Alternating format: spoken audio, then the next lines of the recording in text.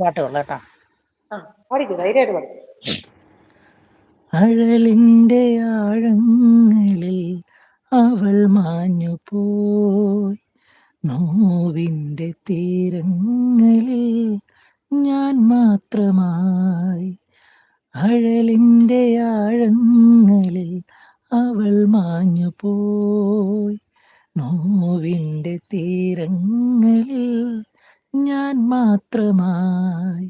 ഇരുൾ ജീവനെ പൊതിഞ്ഞു ചിതൽ പ്രാണനിൽ മേഞ്ഞു കിതയ്ക്കുന്നു നീ ശ്വാസമേ.